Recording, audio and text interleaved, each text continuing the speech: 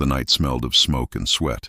Elijah ran, bare feet thudding against the cold dirt, lungs burning, heart hammering louder than the dogs behind him. The moon was high, silver and pitiless, casting his shadow long through the cotton rows. Behind him the hounds howled, hungry and relentless.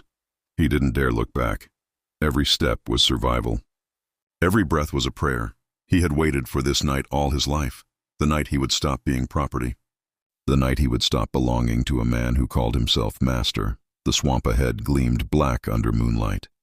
He dove in. Mud swallowed his legs, the water cold as death. The smell of rot and decay filled his nose, but it was better than the smell of chains. Branches clawed at his skin as he pushed deeper, deeper, until the dog's cries faded behind him. For the first time in years, he felt the sound of silence. He wanted to laugh, but his throat was raw from fear. He dragged himself to the far bank and collapsed, shivering. His hand shook as he clutched the single item he had taken from the plantation, a small silver cross that had belonged to his mother. She had been sold when he was 10. He hadn't seen her since.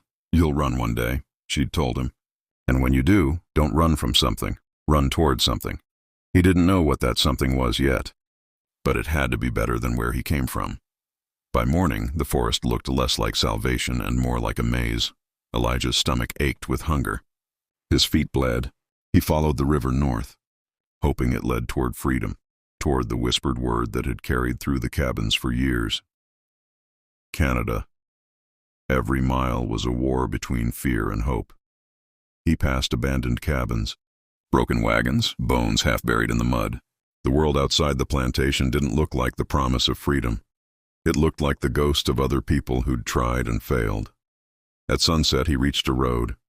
A sign stood at the crossroads, half rotted, letters barely visible. St. Mercer, 12 miles. He didn't know the name, but it sounded like a place where men might not chase him with guns. So he walked. Hours later, a wagon approached. He froze behind a tree, heart pounding. The driver was a pale man in a brown hat, humming softly, a lantern swinging from the seat. Elijah hesitated, then stepped out. "Sir," he rasped. "Please, I'm lost." The man turned, eyes narrowing as the lantern light caught Elijah's torn clothes, his bleeding feet. For a long moment, silence hung between them. Then the man sighed. "You from Baywood, ain't you?" Elijah froze. The man's tone softened. "Don't be scared. I've seen the marks of that place before. Get in the wagon, quick, before someone else does." Elijah climbed in, shaking. The man handed him a flask of water. "Name's Thomas Reed," he said. "I help runaways sometimes. Ain't much, but it's something." Elijah drank greedily, tears burning his eyes. "Thank you, sir." "Don't thank me yet," Thomas muttered. "You're free now, but freedom don't come cheap." They traveled through the night, through narrow dirt paths lined with whispering trees. Thomas spoke little, his eyes always darting to the woods. "Folks around here don't like what I do," he said. "Help enough of your kind, and they call you a traitor." Elijah nodded. "I just want to be safe." Thomas gave a bitter smile. "Ain't nobody safe, son." "Not yet." After hours of silence, they stopped by an old barn. "You can rest here," Thomas said. "Got food and a blanket. Tomorrow we move again." Elijah stepped inside. The barn smelled of hay and rust. In the corner sat an old trunk and a broken lantern. For the first time in his life, he lay down on a bed that wasn't straw in a slave cabin. He closed his eyes, but sleep didn't come easy. In the darkness, he heard voices, faint, echoing, almost familiar. "Elijah." He sat up, heart racing. The barn was empty. "Elijah." The whisper came again, soft as wind through cotton. He gripped the cross at his neck. "Mama," he whispered. The air went cold. The shadows near the door thickened, and for a heartbeat, he saw her face. Pale, sorrowful, fading like smoke. "Don't stop running," she said. "Freedom has a price." Then she was gone.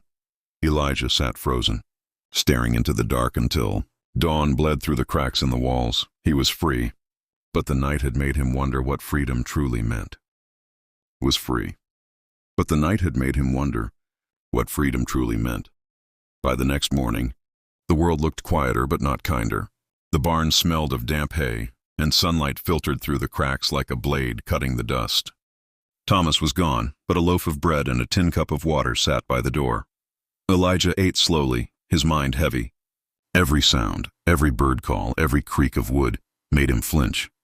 He'd spent years listening for a master's footsteps, and the habit of fear refused to die. When he finally stepped outside, the world was painfully bright. He followed the road north again, keeping his head low. Thomas had said to walk until he reached the Mercer Hills, where others like him might hide. But every mile he felt eyes on his back.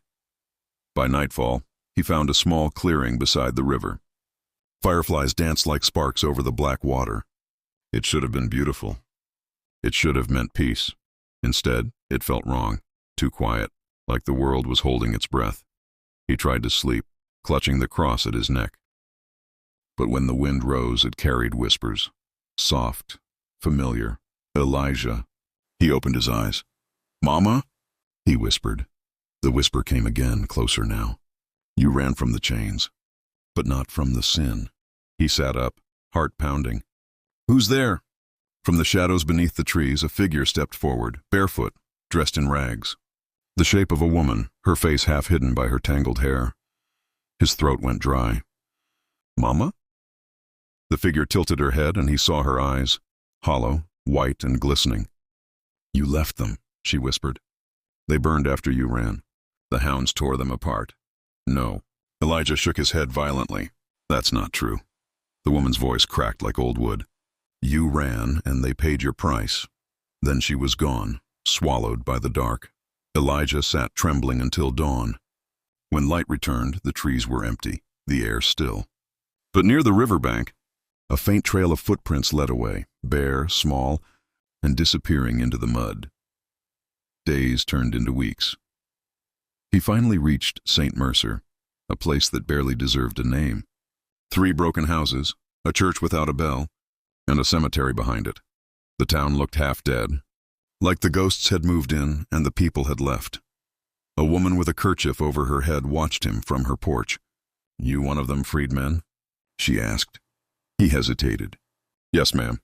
I'm just passing through." She spit into the dirt. "Ain't no such thing as free here." Then she turned and shut her door. Elijah's heart sank. Freedom, it seemed, didn't mean welcome.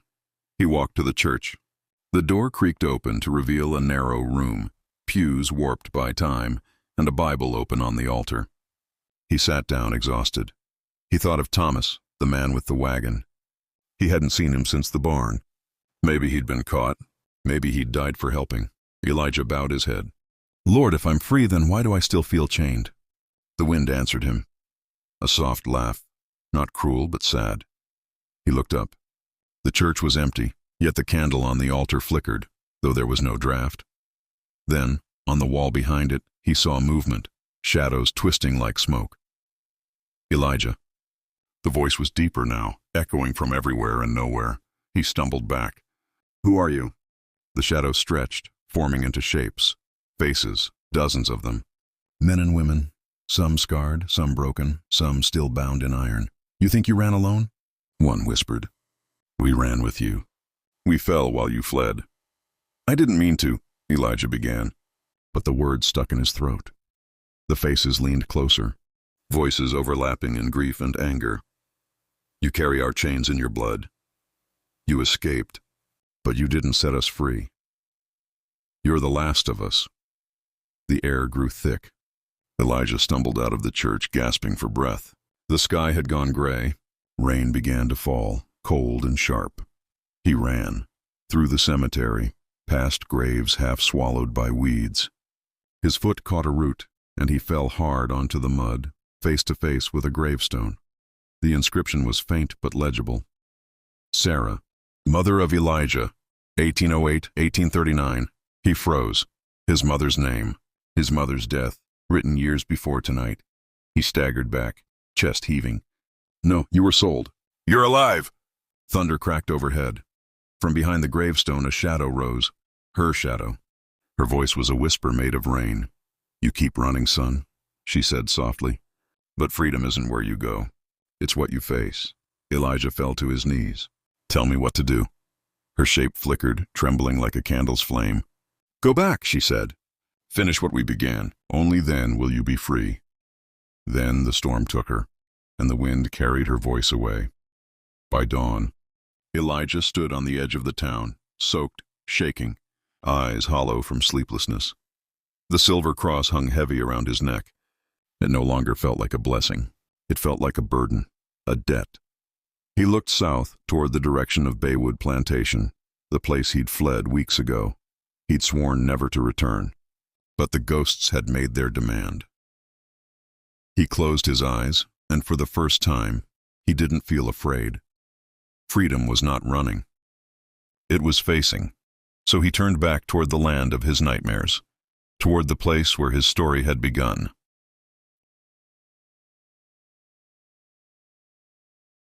So he turned back toward the land of his nightmares.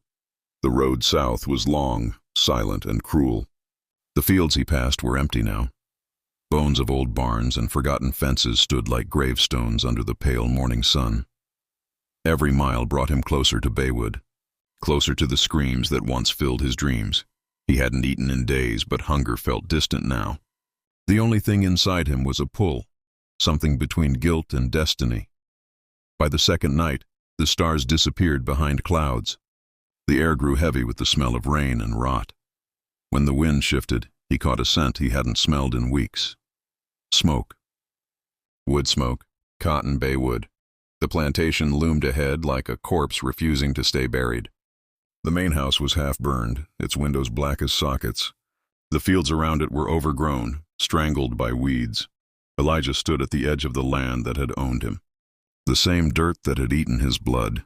He whispered, "I came back." And the earth whispered back. He walked toward the ruins, every step echoing the ghosts of chains. The sound of his feet on the old path felt like a memory, each thud a reminder of the years he'd been whipped, ordered, broken. The overseer's cabin still stood, tilting, rotting, but intact. Inside, dust covered everything like snow. A chair, a whip coiled on the table, a pair of rusted shackles. He reached out and touched the whip. It crumbled to dust under his fingers, and then he heard it. Footsteps behind him. He turned, but there was no one. Only the soft creak of the cabin. Then, from the far end of the room, a voice said, "You came back." Elijah froze. A figure stepped out from the dark corner, the outline of a man in a tattered coat. His face hidden by shadow, Elijah's breath caught. "Thomas?"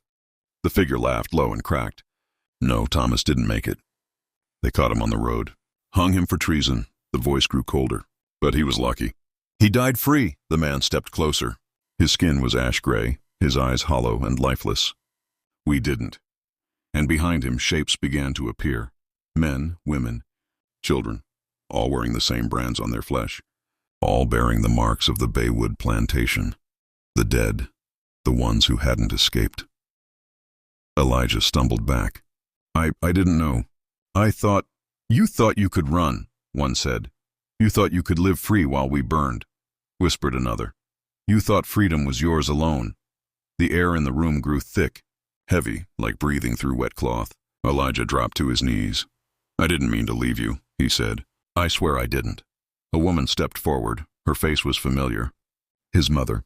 Her eyes were softer now, sad instead of angry. "You couldn't save us," she said. "But you can end us."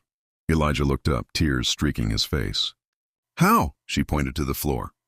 Beneath the dust lay a trapdoor, one he'd never seen before. "Down there," she said. "That's where the master hid what he took from us. The blood, the pain, it never died. Burn it." The ghosts began to fade, their voices rising together in a single whisper. "Burn it.